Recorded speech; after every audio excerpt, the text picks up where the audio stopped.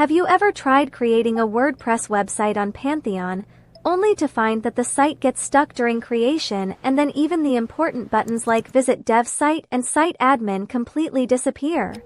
That's exactly what happened to me. I waited, refreshed the page, checked my site dashboard, and still couldn't access WordPress properly.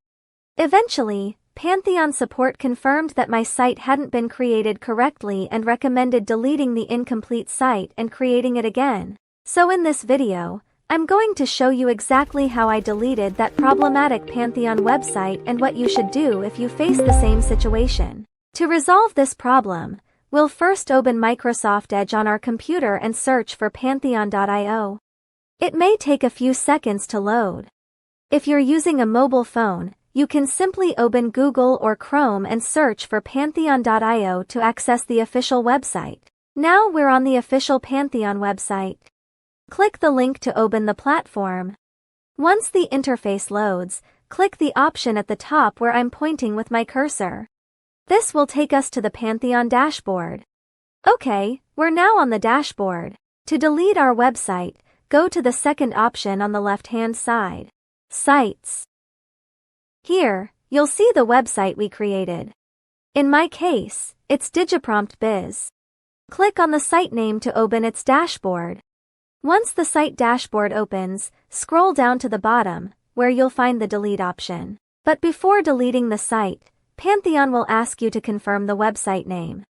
Type the name exactly as it appears on your website. Make sure the spelling, capitalization, and spaces match exactly.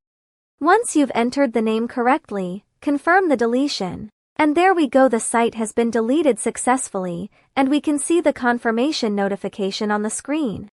Now let's go back to our sites list and check whether the website has actually been removed.